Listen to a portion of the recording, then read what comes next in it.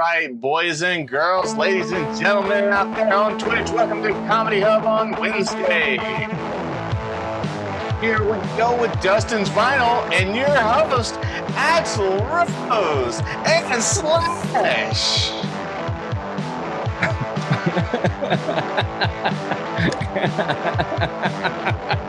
Welcome to the show, baby! Woo!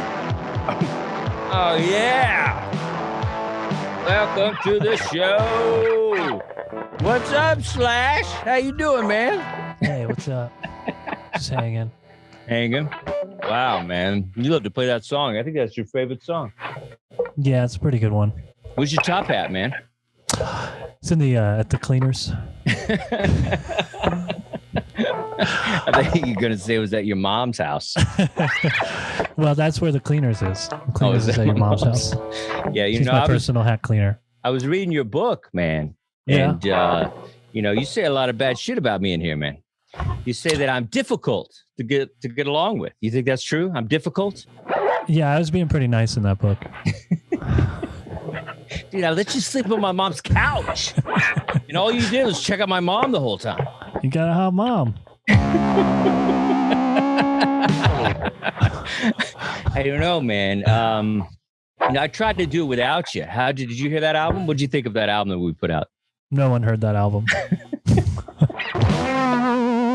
we put a lot of work into that album. We had like 6 guitarists. Yeah, it took what, like 13 years? 13 years, man. It was my masterpiece. You proud of it?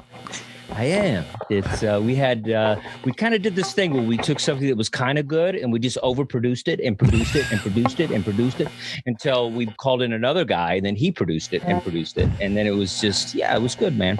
You know, we might sell it to a commercial. Kentucky Fried Chicken wants to buy one of the riffs. Oh yeah, the Buckethead songs. The Buckethead songs. So today is a big day. You know, they're on Dustin's Vinyl. They're celebrating Guns N' Roses' debut album, our album, Appetite for Destruction. Oh, yeah, the good one. It is the good one, man. And all the songs are great on that album. I'm very excited. And so, but what I like to do random pulls. I like to pretend I'm Dustin Chafin as Axel Rose. He's so cool. That guy is the cool. He's the Axel Rose of comedians. That guy is cool. And if I was doing this show, I would have my random pull today would be the debut album of Motorhead, which I think inspired our sound tremendously. And this is the 1977 release, Motorhead album. Great album. Do you like this album, Slash? Are you into? Yeah, we stole Motorhead? everything from that album. You stole we did steal a lot, but you know what? We stole in the right way. Kind of like that new Weezer album. But I love this album. This album has a lot of great stuff on it. The Vibrator, great song. Just White Line Fever, just a really great rock and roll album. You know, it's just like Motorhead's not going to sell out. You know what I mean? There's no, you know how come we kind of sold out on November Rain? You know, Motorhead's not doing that. You know? Can you imagine Motorhead doing November Rain? You know, he's not going to be in a tuxedo on a piano. You know what I mean? Yeah. Lemmy had more integrity for the rock sound. Motorhead and AC/DC never did ballads. That's true. They never did. I think, there's some bluesy stuff that kind of doesn't sound ballady, but it sounds, have a drink on me and that kind of stuff is, it's loungy. It separates from their song. But I'm very excited today. I'm going to keep this wig on because I think it looks hot. I look like Michael Hayes, big from the Freebirds. Do you remember wrestling? You don't even know who that is. Why did you get I don't know who that is. The Freebirds, it was called? Yeah, it was, here's the deal. When metal music or rock and roll in general was obviously huge in the 70s and 80s. And so a lot of the wrestlers tried to kind of like get on board with that fan base. And so there was this wrestling group. And there were 3 of them. They were brothers, and they were called the Freebirds, and they were from Georgia. And they would come in, and they had long hair, and they had like the rebel flag and shit. And so they were kind of like the Leonard Skinner of wrestling, and they would always fight the Von Erichs, who were kind of like the Golden Boys, and then they all committed suicide. So, okay. I'm Axel, so I gotta eat another M&M. See, that was me trying to be funny. I was just like, Axel's fat, so we're gonna have him eat M&Ms. Don't ever get plastic surgery, Slash. It's a good thing you were always ugly, because then you didn't have to do anything. You just covered your face with your hair. But me, same. I went crazy with the plastic surgery, and it really fucked up my look. So don't ever do that. Too far. We're gonna start the show. We're gonna bring in some, great guests here on Dustin's Vinyl / Axel's / Day, whatever. So give it up. Let's do a little. What do you got, Slash? Play some music, man. What do you got there? Oh yeah. I'll just play something. Welcome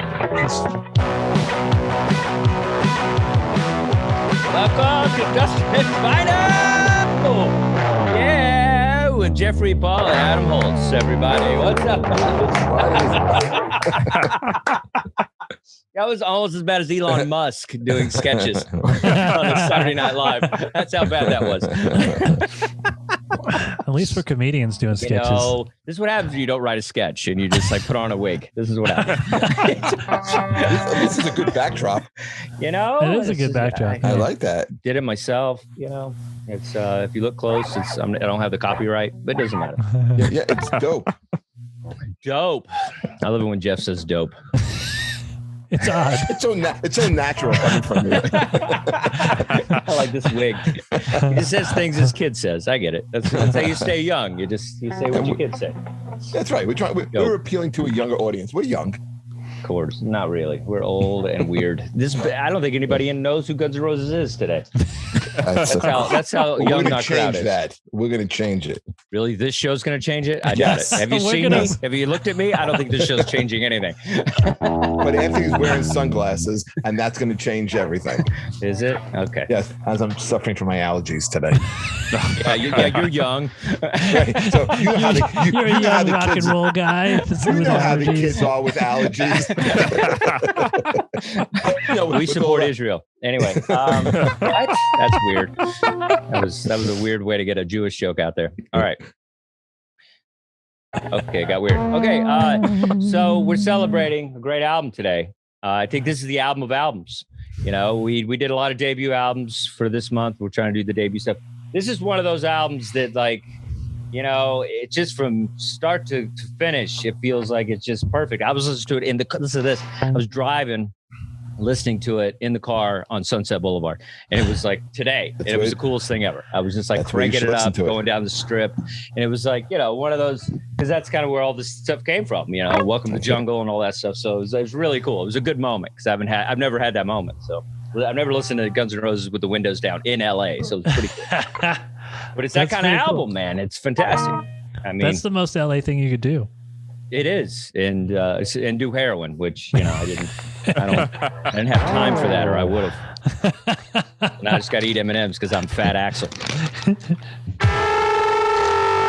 So Jeff, take it away.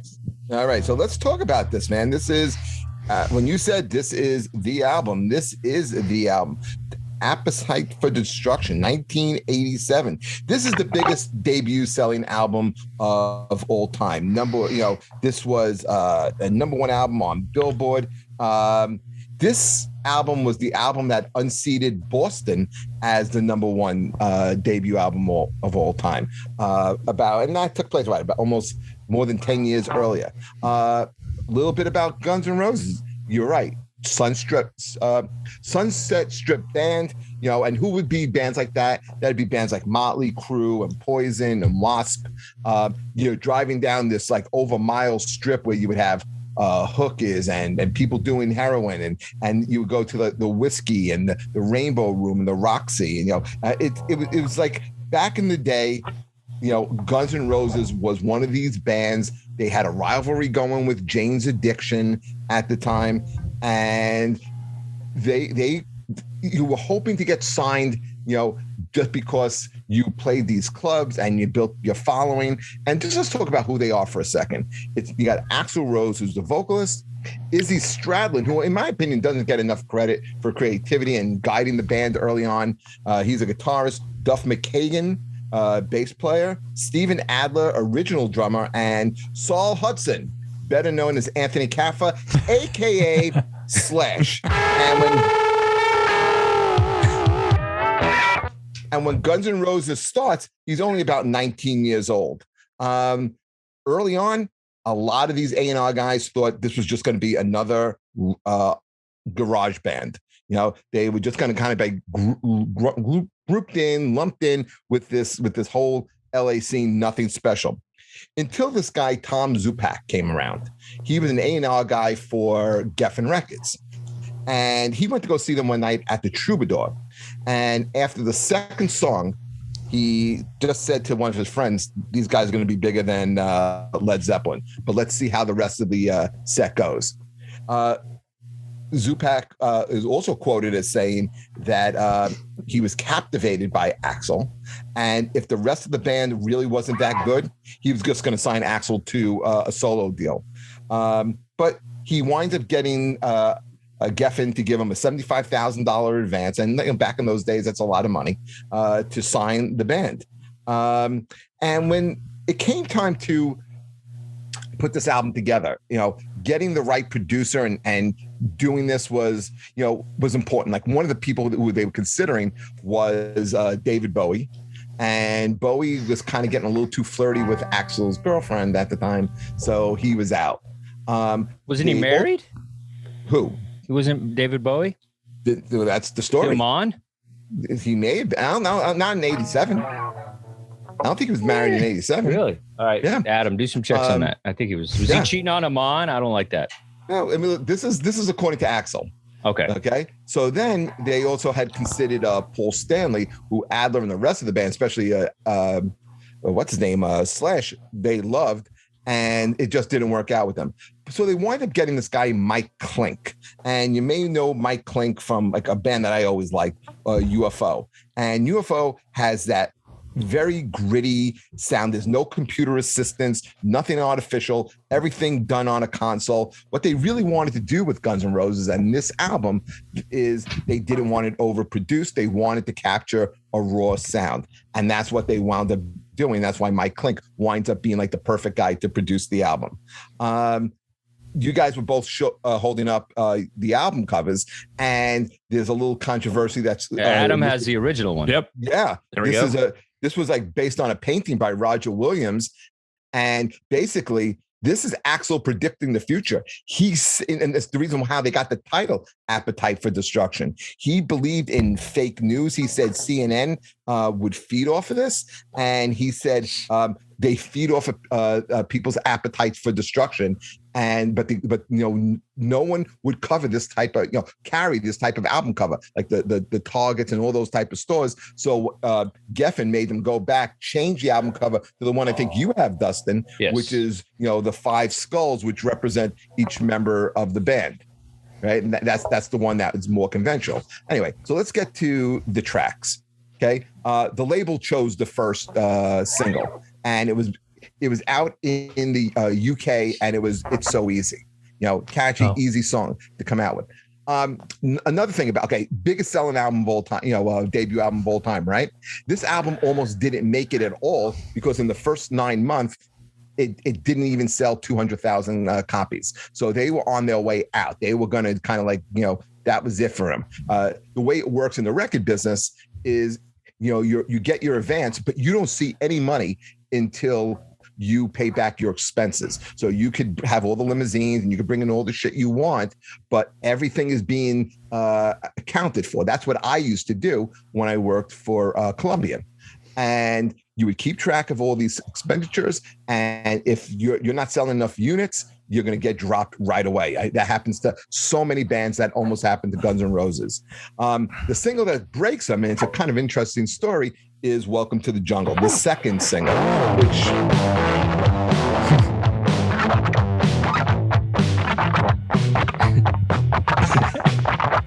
All right, now play Welcome to the Jungle. Good Bessie, he's a comedian. That's not bad. There we go. That's the riff, everybody. You got nothing. Okay. Anyway, MTV refuses to play this record. They refuse to play the video. They don't want to play it. It's too gritty. It's too, it's not right for them at the time. So Tom Zupak, who is the A&R guy, goes to Geffen and goes, "Hey, look, man, I know you're good friends with Bob Pittman, who runs MTV. Can you get them on rotation? Can you get them on?" So what they do is they kind of compromise. MTV says, we'll play them, but we'll play them at 4:00 in the morning one time, see what happens. Everything changes. People go crazy for it. And now it becomes on regular rotation, and the song becomes what it becomes. And it was huge. For free too. They weren't paying them anything. It was just like right. Any money on MTV. I think that was the thing too. I mean, the song after the video played winds up going to number 7 on Billboard. I think another interesting thing about this song is Axel wrote the lyrics, and the title of it comes from an encounter that Axel had in New York City at the bus terminal on 42nd Street when he's there. I don't know if he's getting on the bus, getting off the bus, but anyway, he hears a homeless guy yelling at the people coming off the bus going, "You know where you are? You're at the jungle, baby. You're gonna die." And he's Axel hacking homeless guy. I love that. And Axel remembered that. He remembers that and puts that in the bridge, So, and also the riff that Anthony was playing, that is a riff that Slash would play when he was like a teenager, So that's how long that's been around for. That's why Anthony could play that one. Yeah, that's wait, this one, that or that one, right? One of them, one of those. Let's go with the only number 1 single on this album. Is Sweet Child of Mine. It's the 3rd single. Axel wrote it about his... You're almost there.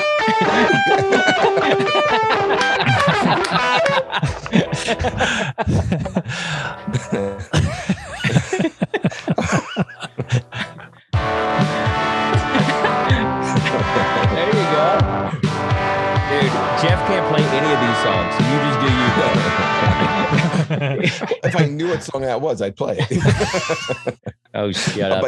Read your Wikipedia. Go ahead. I'm trying to bring some life to this shit. Yeah, exactly. This is not Wikipedia. This is what this is. This is, I don't know. I've read like the Axel book. I read the Slash book. I mean, I love this stuff. But this is a song that Axel wrote for his girlfriend, who was a model. It was Erin Everly, who was the daughter of one of the Everly brothers. And the intro that Anthony, you were playing before, that also comes from a guitar exercise that Slash would use to warm up in. It's kind of yeah, it's almost I warm up with it all the time. I'm still cold. Yes. But it's almost like a circus medley, right? Wouldn't you say that? Yeah. And Duff and Adler add the rhythm section to it. And they're when they were trying to come up with lyrics, for like the breakdown, right before the big ending, they're in the recording studio and they just keep it, they just keep it going. They just keep tape going. And Axel is just, going, he's just going, he's going, where do we go now? Where do we go from here? Where do we go now? And the producer said, use those exact words. Yeah, that's the story I tried to tell, and then we had that whole fight about it. Is that? That was the story. That was the story I was trying to tell, and I let you tell yours. Yeah, okay, you can interrupt me on this one. Interrupt me. Go ahead. I would deserve it. Anthony, do you know this? Do you know the solo in this song at all? How to play it? No, absolutely not. Well, I had to learn all this stuff for this episode. I don't know. But you've heard, by the way. But you've heard it. But you've heard it a couple of times. I grew up listening to this album. That solo Slash said was inspired. But remember the Jerry Rafferty sax song, Baker Street?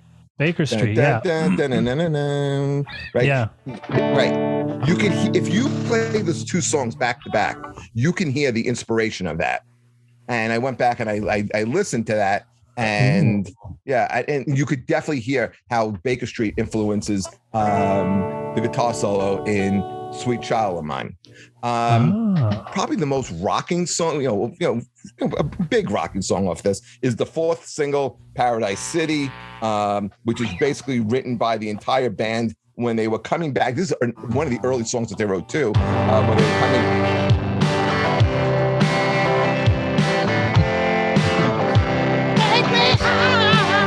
It's not like Barry Gibb. I don't see you taking any risk. You take no risk on this show. You just criticize. Dustin doing a little Barry Gibb falsetto there. I even have all this reverb on these drums. Listen to that snare. You hear that reverb? That's right. Yeah, I like that. Yeah. I'm trying to replicate Jeff's the a production. bully. You just do you, Anthony. You're good. No, but that song was written from when they all chipped in, wrote it, and they were coming back from a gig in San Francisco, and they were back in the back of a van, and they write that. I think one of the things about this album is, you know what, there's when you talked about Motorhead before, and Anthony, that was a great point you made. No love songs by Motorhead or AC/DC.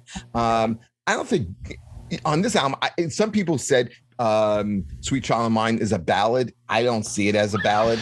But they're not writing about fluff or bullshit either. Songs like "My Michelle," "Night Train," "Mr. Brownstone," these are like very dark songs. That's my favorite. Brownstone is my favorite. That's about all I know how to play from it. But it all has the same Let's have two guitars, Yeah. It's like even when you take a song like "My there. Michelle," right? And you look at like some of the lyrics, it's just like how dark and dirty it was. Like, daddy works in porno. Now that mommy's not around, now she's underground. Like there is nothing light about any of these songs. Mr. Brownstone, that's what that's about. Night Train, it was an ode to what they were drinking, $1.29 Tell the bottle. kids what it's about. Not everybody knows what that's about. Mr. Brownstone? Yeah, tell it's everybody. about shooting heroin. There you go. Right. This crowd doesn't know that. I'm just saying, let everybody know. Yeah. Brownstone is heroin, baby. Yeah.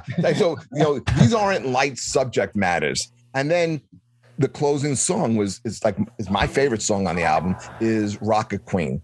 And it's really a song that was written about kind of like an in-studio affair between Axel and Steven Adler's girlfriend, which Steven wasn't like really too happy about. And I think it's an appropriate song to end the album because just like the way the song is written, it starts off as kind of like a gritty song and then ends with like a softer, which really, in my opinion, catches the whole vibe of the album. It's real moaning, right? That was captured, is what I heard. The real sex sound or something. Is it? That's what I heard. It's Axel and his girlfriend, I think. And Steven's girlfriend, who he's fucking around with in the studio. So it's a threesome. That's okay. 3 chords of the truth. I like it. I don't know about what you guys think, but I think this is really the last real Dangerous album ever made, where it is raw. It is, the subject matter. About that, the way but I think it's the last thing good they ever made.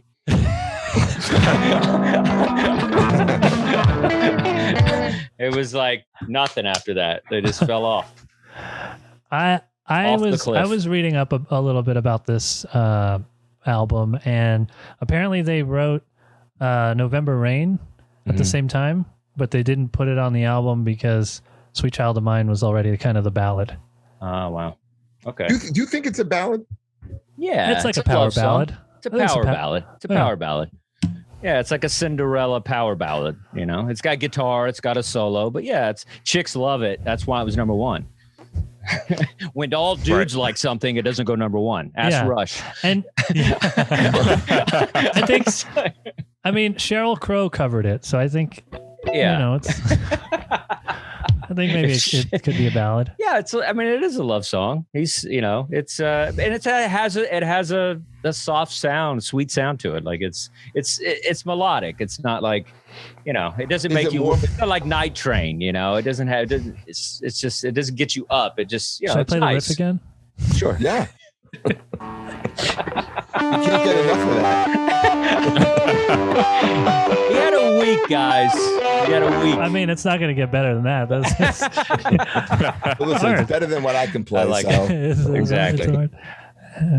But yeah, I think it's a love song. I think and there's nothing wrong with saying that. I just, it's just, I guess the problem is they had such a hard image. And so the idea of saying they had a love song, November Rain's obviously a love song. Are you fighting that too?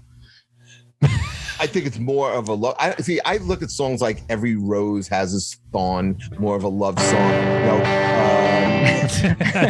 Home Sweet Home, Motley Crue is more of a love song. I see Sweet Child of Mine more as a hard rock pop song. I don't see it as a ballad. I don't know. I don't think there's a difference really. Power ballad, pop rock. It's like I think they would rather you say power ballad than pop rock. Yeah, well, that's what I think it is. I don't. But they called it a ballad. Did they? Isn't that what you just said, Anthony? They said they called it they said the Sweet Child was the ballad. I think so. Yeah. We're gonna have to get a check on that. Adam, what did you think of the album? How did it change your life? Appetite. This was a game changer. I think I was around 10 or 11 when this came out. And I was listening at that point. I was listening to more pop, more hair metal, and there was this kind of in a lot of hair metal. There's still like that inherent hokiness in a lot of the lyrics. And this came along, and this is just so seedy and like Jeff said, so dangerous, and it just absolutely blew me away. Yeah, it was great. I remember seeing that video at 4 a.m. at Welcome to the Jungle, and it's like, who's this freak? And he's just got his teased out hair, and he's just walking the street. Yeah, I think he's I don't know if he's the last dangerous. It's the last dangerous album, but it's definitely, I would say, one of the last dangerous. Bands before. No. Let me talk. Before grunge, and then grunge took it over as far as dangerous. But I think before grunge, it's the last dangerous album before grunge. I think far as like that era of metal, that era of hair pop metal for sure. I think they go beyond pop metal. I think they go beyond hair metal. They're way better than Poison and stuff. But I wouldn't say they're hair metal at all. No, they tried a little. I think that Welcome to the Jungle, that their first image was kind of teased out hair and all that. And then I feel think that's like the label make them do that. Of course. And that's what ruined Twisted Sister. They do that all the time. They make them do things for the image. But I think they have a little bit of that in them. You could tell by the work after felt like it was kind of more poppy or whatever. Yeah. One of the things that they looked at Axl Rose as, because of his moves on stage, he was compared a lot to Jim Morrison. You could, you can kind of see that a lot. That's why the Zupak thought. How do you hate the Doors so much when they've influenced so many bands that you love? Because they don't have a bass player. And instead of a bass player, they have an organ player. I don't like an organ player. I love that weird shit. Yeah. No, I don't like that. But they've inspired so many bands that you love. I don't like everybody. Led Zeppelin and it's not for me. All these bands. It's interesting that Axl was compared to Jim Morrison, because he's really taking all the moves from what's his name, from the Monkees. Davy Jones from the Monkees. You know what? I could see that. Yeah, he does moves. That move. Yeah, that's a Davy Jones snake-like move. Yeah, snake move. Yeah, I think he even said it. I'm pretty sure I've seen him talk about it in interviews. He's a great front man. It's like I feel like he and I love this album and I love this band during this album. And I saw them live, and not a great live band, but I think it's just because vocally it's difficult to do that all the time. And I think that's a problem. Axl live, I think he cracked after 5 songs, and Slash has to work his ass off when they play live because He can't sing like that all the time. I mean, it's crazy. Well, when the stuff that I was looking up about the album, it was saying that Axel recorded his vocals one line at a time. So even in the studio, he wasn't doing the full song. He was just focusing on each line. So there were two people I saw live, and they were really bad live: Axl Rose and Sinead O'Connor, because it's like there's so much, kind of stress on their voices that you just can't do that all the time. It's impossible. And so Axl, the way they captured him on this album is phenomenal, and I hate the fact that when Sweet Child of Mine comes on that I can't turn it off, because my God, I've heard this song probably more than any song in my life. This song seems to always be on. It always comes on. It's every rock station plays it, and now it's it's starting to ease its way into grocery stores. But it's like it's just they played at weddings. Well, of course, it's just a song. Yeah. That's just another thing in recording this album is that the band, like they had that problem. It's well known they had substance problems, and they were all put in like a house, and that the producer had the studio on notification at any time, that they had a room ready for them. And so they can call them at a moment's notice. They would call Bob Klink at a moment's notice. And if everyone was ready, they put him in the studio just to capture him, because you didn't know who was going to be high, who was going to be strung out. I mean, there was so many like internal problems, personal problems in getting the band together just to record the album. Yeah. Yep. Yeah, it's, I think the problem with this band, and I say it in the most, they got too big. And I feel that's why November Rain is presented the way it is, with the tucks and the pianos and stuff. They really just did stuff that I wish they had stayed a little less successful than like I think they would have been a better band. I think they would, I think it would have, like Motorhead even, like it's like Motorhead never popped, like, I hate to keep bringing them up all the time, but it's like, but bands that just kind of keep their core sound and just, core audience. But I think this band, they became such celebrities, and whenever all that happens, Aerosmith, same way. Their early stuff is so much better than their 70s stuff is way better than their 80s stuff. Oh, yeah. So it's like, it's just one of those things that happen, and who's to say, I mean, we all want that kind of success and money and stuff, but I think it's like, I just could not get into this band. I just could not get into this band after this album. And I tried everything I could, and I do like the Guns N' Roses Lies album because it's kind of quirky and stuff. But I just could not find myself getting into this band after this album. I feel like it just, this was their masterpiece, and I feel like they weren't able to kind of really. Anthony, how did you were you in high school or junior high when this album came out? You're pretty young. When it came out, I was 3 years old. Okay. And so. I was gonna bring this up because my uncle played all this kind of Guns N' Roses and all the hair bands and AC/DC and Aerosmith and Cheap Trick and all that kind of stuff. And so the first time I heard this album was probably 92, 93 maybe. He was playing the record, and it wasn't really an old album at that point. It was only 5 years old, 6 years old. But Nirvana had already broke. And so even hearing it 5 years later, to me, it sounded like, that was over, So I like this album a lot, but I never heard it as sounding fresh and new. It always sounded like, to me, there was no difference between this and the first Aerosmith album, which probably came out, 15 years earlier or something like that. Like to me, it was all the same. Yeah, it was. They were just one of those bands, your dad's band or whatever. Yeah, well, for me, it was high school, and it was. We were all into The Cure. We were all into Depeche Mode. We were all into the Sex Pistols. We were all into everything that was, kind of that side. And then we all made fun of Motley Crue. We all made fun of Poison. We all made fun of that.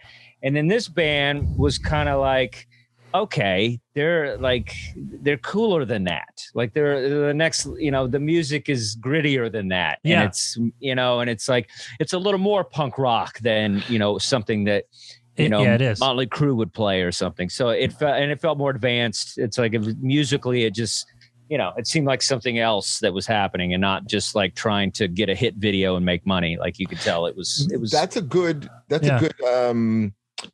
point you brought up about them being more punk rock. And a lot of that credit goes to Duff and Steven. One, the way they presented themselves, and two, the rhythm that they would put on songs like Mr. Brownstone and My Michelle, which probably has a little bit more of a punk rock sound. My brother saw them open up for Lords of the New Church. So when they were, coming up, they were opening for a lot of punk bands. Yeah. And at least, in Dallas and places like, where I was living. So it's, I think their start was before they, went with Geffen or whatever. I think that was kind of their club circuit, was kind of those kind of clubs. Lords of the New Church do an amazing version of Can't Find My Way Home, the old Canteen song. Oh, yeah. Yeah, it's a great version of that. Yeah, Check it out. That's a band you don't hear a lot of. No. Nobody's like, hey, I got that new Lords of the New Church album. What they cool name though. I think it's albums? A cool name. I also think let's talk about branding too. I mean, because unfortunately you got to talk about it. Probably top 5 coolest band names of all time. Is Guns really N' Roses. not Guns N' Roses. You're not gonna. There's a reason why they're so successful, and I think it's just a name that it's so easy. You could tell exactly what they are by the name. The logo's cool. It's just great. The whole thing just works as a package. And I think that's why they blew up and they went to freaking the moon, because it was all kind of there. And it was perfect for MTV, because MTV was getting stale. And then this stuff like this kind of popped it open. And then, of course, after this, it was the Nirvana stuff. And I also think it's interesting too, whereas, what Anthony was saying, it's, there was a lot of problems between grunge and bands like this. I mean, literally, I think Axel and Kurt Cobain, they had words a lot, and because there's what's dated about this band. What's so funny to me is that Axel was considered this homophobic, racist asshole, and now he's probably the most left liberal you'll ever see, where he got onto Trump like for playing his songs at the rallies. Like he's always like, vote blue. Like it's so funny, the evolution of his politics, because he was such a, immigrants and saying, F-bombs about gay people and stuff.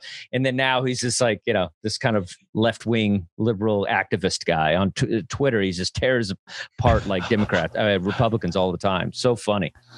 In the 90s, he kind of softened that a little bit when at the Queen tribute concert, because he wound up doing a duet with Elton John. And that was considered a big thing. It was probably probably after his problems with Kurt Cobain. Well, yeah. So this would have been in 93. Yeah. Right. Have you heard those tapes of them fighting at the video music? Yeah. And Courtney Love jumps in, and you're just like, oh no, here we go. This was at the MTV Music Awards. Yeah. Courtney Love starting shit. You're like, come on, man. By the trailers. I've been in that position where the woman's like starting shit. You're like, come on, dude, stop. So, really? I got to fight because of you? Yeah. But yeah, I think, and that's an interesting time in music where it was just like, because what Motley Crue and Poison and bands like that were, then Guns N' Roses comes along and they're further, than those people. And then this grunge scene comes along and then it's further than what Guns N' Roses is, And so I feel like it's this kind of this thing that kind of happened, a big chunk that happened in music. That's really interesting, actually. This happened quick. Flow. You're right. When grunge came along, I mean, bands like Poison, like Twisted Sister, like Motley Crue went from playing 18,000 seat arenas to 2,000-3,000 seat arenas. Yeah. Bands that really weren't affected by them. Things. Were your Metallica, Dee Snider's here tonight, and Guns N' Roses. They were the heavy metal bands or the hard rock bands that were able to sustain it. but like all like bands like Tesla and Quiet Riot was a headliner at Madison Square Garden, and they went to playing clubs. I mean, clubs. Yeah, it's in a matter of 6 months. All these bands wound up getting dropped by their record labels, and then you started to see you started to see like Pearl Jam and what's the group with Chris Cornell, Soundgarden and Alice in Chains and all those bands just start to emerge, that whole grunge scene, and that took over the majority of the 90s. Yeah, and then everybody became a cutter and got suicidal, and it's like they took the fun out of music, and it's like that's one good thing I'll say about this metal music stuff. Actually, even before Guns N' Roses, it was something great about music kind of being a good time, and then music got darker. The Guns N' Roses went dark, and then after that, it was the grunge thing was just so like so dark and dismal and whatever, and that's why you guys hooked me on to the Struts. It's like they keep it fun. And I think hopefully music will, we need fun music again. So there is something to be said about that kind of David Lee Roth energy where it's just like, it's kind of nice to not be broody when you listen to music and have something that's, what's so bad about songs about getting laid and getting drunk and having a good time, So it's like, it's just funny how, I think grunge ran its course too, because it's like, people are just like, okay, enough already.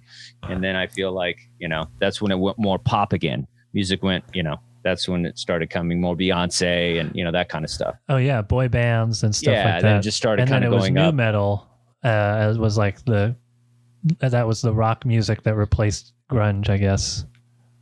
Yeah. Such as what kind of bands? Oh, like Korn, Limp Bizkit. Oh yeah. Deftones. I guess Slipknot, that kind of stuff. Pantera. Yeah. I think I would put Pantera around GNR, a little later than GNR, but it's definitely in that time zone. They were coming up, right? And I think late they 80s. were, yeah. Yeah, they were coming up late. Cowboy from Hell. I mean, when is that? That can't be too late in the 90s. No, not at all. But I think that's a little different music scene. That I'd put them more like that, more in the Metallica realm than that. I would never group them in. Speed metal, skate rock, that kind of metal, stuff. Thrash, kind of stuff. I would never put them in with like the Motley Crues and no. But I'm just saying with Guns N' Roses, just with the era, the time zone. When I say time zone, I mean like just the music of that time. I'm not saying it's the same genre. It's just more like that music was happening when this music was happening. That's all I meant. But I think grunge really took it took the wind out of the sails of that whole heavy metal scene, that whole. But a lot of people didn't jump on. It's like a lot of people. I didn't jump on until later, like because I'd missed it because I was in South America, and then I came back and everybody was talking about this band called Nirvana, and I was just like, they kind of like sound like a Fast Sabbath to me. I'm not that impressed. And then I just, I didn't catch on to it at all. And then it was like later on, I kind of got into it and I could see why it was good or whatever. But then some people, stayed with their, like you said, Guns N' Roses was still selling out. AC/DC, those kind of bands were still big. But you also, if you remember, I know you're going to feel bad about this, Anthony, but do you remember in order for them to sell out stadiums, they had to team up. So you remember the big Metallica Guns N' Roses tour? Oh, yeah. Well, I remember seeing stuff about it later. I don't really remember at the time. Well, it's notorious because Guns N' Roses pissed off Metallica to no end. Metallica would open up the show, Guns N' Roses would close, and there would be a 3-hour gap between Metallica and Metallica would just blow Guns N' Roses off the stage every night, and then so they're a good live band. Metallica is great, live, really great. I saw them a couple of times at Madison Square Garden. That was my first concert. It was the Load Tour. Yeah. In 96. Some 3 years ago, front row at, Giant Stadium. It was just nice. Like phenomenal. I caught a pick and everything. Like I had the whole experience. You caught a pick? Yeah. Nice. You were close. I wasn't as close as you. Front row. We got there. We were like 7 hours waiting to get in. And they let us just run to the front. It was that kind of thing. It was festival seating. Huh? Yeah. It's called festival seating. Yeah. We just like ran to the front. It was fantastic. Like we were fucking high schoolers. It was fantastic. They outlawed that in New York now, New York and New Jersey. Oh yeah. Oh, I worked production on those shows. Those were nightmares. I'm sure. Yeah. Everybody who had tickets would run down onto the floor. The floor would be too crowded. There'd be fights. You couldn't do it. Oh, it was brutal. Yeah. I mean, a football stadium, I guess it's, there's definitely more room for that, but I can't imagine in a smaller space. Cool, man. All right. We got to get to our next album. We're running out of time here because it's Guns N' Roses, and you could talk all day about Guns N' Roses. Yes. It's just one of those bands. And this album is definitely one of those albums. So we love it. If you guys have any questions you want to throw in, I don't know if there's anybody listening. Oh, yeah. There's some questions here. There's some comments. Questions. Let's hear it. Does anyone want to hear me play the Sweet Child of Mine riff again? Is that one of the questions? Absolutely. Let's see. We got one of our viewers is asking how.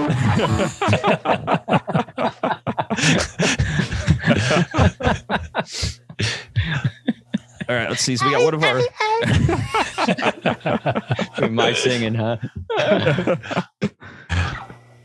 Oh no, I just lost this one. All right. Oh my God! All that build up. I know. Okay, 4 minutes left. Okay. All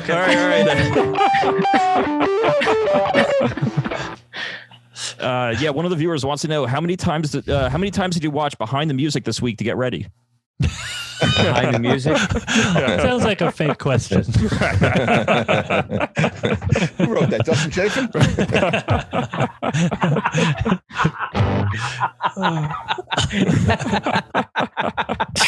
This is kind of like Behind the Music, but we're not affiliated in any way whatsoever. We could be making all this shit up.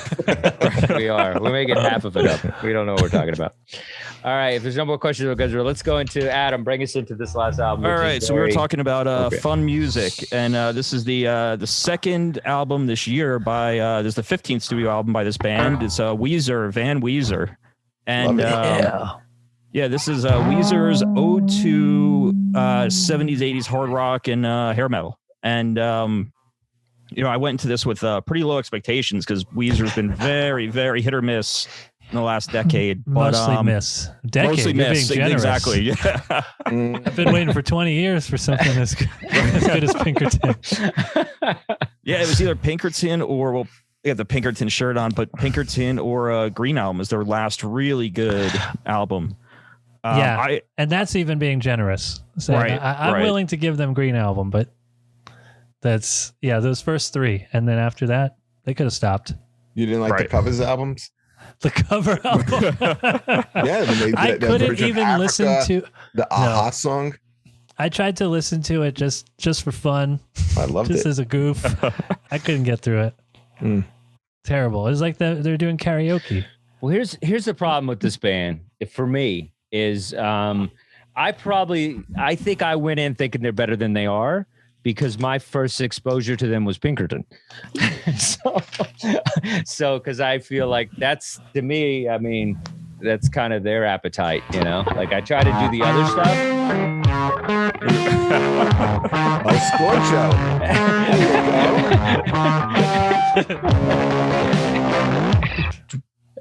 There you go. So I think, well, go ahead, Adam. Do you have more stuff about this album that you wanted to? I was gonna say that. I went in with really low expectations for this album, and I was pleasantly surprised by it. I thought it was a fun album. I thought it was actually probably their best front to back album, maybe since the Green Album. And I just it's Weezer, this album, and there's I feel there's a little bit of the Blue Album, there's a little bit of Pinkerton, there's a little bit of the Green Album in there, and it's an album about nostalgia. It kind of reminded me a lot of the Foo Fighters' Medicine at Midnight, where they didn't change their formula at all. They just they played what they were best at, and it's a fun, ultimately it's a fun album, and especially for this time. Yeah, I enjoyed it. I feel like it's an ode to this music we were just talking about, with the Poison and Guns N' Roses and Van Halen and all that stuff. And obviously, they took riffs from a lot of the songs and stuff. And, and I think it's cool. I mean, Anthony and I were talking a little bit about it before, and I don't think he enjoyed that, as much. And with Crazy Train and stuff like that. But I feel like, rappers do it all the time and nobody cares. Oh, yeah. So why can't rock bands do that too, where they just take a little piece of a song and kind of reinvent it and make it theirs and fun? Because it's not like they were doing it and not giving ode to the, to the music itself. The album covers basically Lightning from Metallica, and then the band is obviously Van Halen. So, they're giving it up. They're not being like, hey, this is our new sound. Well, that's well, the song All the Good Ones, they just took Beverly Hills and just redid it. So they took their own song and they took in there's a little bit of El Scorcho in there too. It's a great song. It is, yeah. And I think this album is their second best album. Oh my God. Second best what? I do. I think it's their second best. I think out of all of them? Yeah, I think Pinkerton's at first. I think this album was great. I think Hero. I don't know how that song's not on the regular radio airplay right now. I think that's an amazing. That's a song I kept playing over and over again. I loved Hero. I like Blue Dream. I liked a lot of these songs. There wasn't anything that I sat there and said, you know what, this is shit. I don't like it. You think this is better than their first album? Top to bottom, yes. And listening to every song. It's not even better than the Green album. It's not even better than Maladroit. It's see, I think the Green album has Island in the Sun, which is a great song, catchy. The Blue album has the Sweater song and Buddy Holly, which are great singles. But I think when you listen from top to bottom, there's not a clunker on this album for me. I love it. I think this is a great album. I think top to bottom, this is, it sets out what it's going to do. They're inspired by these bands. They do borrow some riffs from these bands, which I'm totally fine with because I'm completely transparent about them. But it's perfect Weezer formula. Short songs, catchy, great hooks, and interesting lyrics. I love it. I think it's a great album. I enjoyed it. I don't think I would put it in the G category as great because I feel like it's a throwaway album for them. I feel like a lot of artists right now too are just trying to get content out. So I feel like it's one of those concept albums for them. And like I said, I'm not a Weezerologist like you guys. And so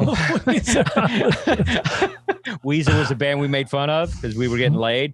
So, but I was not. I was listening to Weezer. You were listening to Weezer. You were listening to Pinkerton. Pinkerton changed my life. Pinkerton is a masterpiece. I think it's that is a good album. I love it. It's my girl loves it too. It's like and I play it. I just this is a good band, and I feel like their first album, which I've visited, got introduced to, and you could see some of that kind of poppiness coming through this. But I enjoy a band that does crazy stuff because a lot of my artists do crazy stuff. Willie Nelson did a reggae album. Garth Brooks that's great. Tried to be like a kind of an icon grunge guy. Like, I love it when people do crazy shit and they just kind of like, taking risks. Yeah. I mean, I was wondering when it first came out, like they were just going to do like a cover thing. And then that felt a little cheap. But the fact that they, really did their own songs 100%. Through that genre, I think that takes it to another level. Because I was 100%. Like, okay.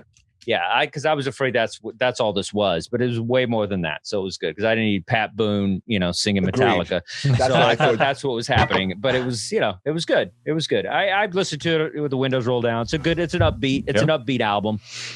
It's fun. I'm just what you said. I couldn't agree with you more. I thought the same thing. I thought it was going to be a covers album, and and I'm so glad that it wasn't. So they put out and Hero is a great song. You're right. It's a good song. It's definitely a solid radio song. Like if it was 1985 again, that's would be, and radio was relevant. Yes. Yeah. it would be a hit. Right. But that's the thing. It's like to FM radio. Yeah. Yeah. But they came out of the gate trying to kind of be this radio sound. And then, I don't know. The only time I have a problem with this band is when I hear about how, they rejected Pinkerton because everybody else did. And then when everybody else loved it, then they said, oh, yeah, this is what we meant to do. You're like, shut up. That's the only thing I hate about this band. It's like, you should have just fucking owned it, bro. You remember when we did Pinkerton? I know. Yeah. On a second show, one. Yeah. Oh, man. I remember we said when this album came out, this was rejected. The year it came out, this album was considered one of the worst albums of the year. 6 years later, it's on Rolling Stone's 100 top albums of all time. What are you gonna do? You got to own it. Very cool. So check this album out. It's a lot of fun. And I think we have a minute. Adam, do you got anything with the new stuff? Yeah, we got so the big ones this week. We got the new St. Vincent, Daddy's Home. It's the 6th album from Annie Clark. We got the Black Keys, Delta Cream, which is their 10th studio album. They're covering Mississippi Hill Country blues standards, 11 of them. So it should be pretty interesting. We got a new one from Eminem, Music to be Murdered by, Side B, 16 new tracks. And since they just got into the Rock and Roll Hall of Fame, there's a reissue, The Go-Go's, God Bless the Go-Go's, 13-track album from 2001. Nice. Okay, before we go, Jeff, what's the list for Hall of Fame? Okay, you want me to leave on getting a heart attack? Okay. While you're looking for it. Okay, no, I got it right here. Please, Anthony. I'm about to read this list. I can't take it anymore. It's been a bad day. Okay, so who gets in this year? Foo Fighters get in. The Go-Go's get in. Fucking Jay-Z, really? Are you kidding me? No, I'm not. He's a genius. Get out of here. All right. Anyway, go ahead, you racist. Okay. Todd Rundgren, Tina Turner. Okay. Musical Excellence Award, LL Cool J, Billy Preston. Long overdue for Billy Preston, in my opinion. And LL Cool J. Randy Rhoads. Early Influence Awards, all bands I hate. Kraftwerk, Gil Scott-Heron, and Charlie Patton. Once again, a travesty. Pat Benetton not in, and Iron Maiden didn't make it in. Fuck the Rock and Roll Hall of Fame. Yeah, guys, I hate everyone. First of all, I love Kraftwerk. That's some funky music. All right, everybody. Thank you. Thank you for listening to the show and watching the show. Keep playing, Anthony. That's good. Play us out. Bye, guys. Hit our Facebook and our Instagram, Dustin's Vinyl. All right, everybody. Keep buying vinyl records. Go to support record stores. Yay.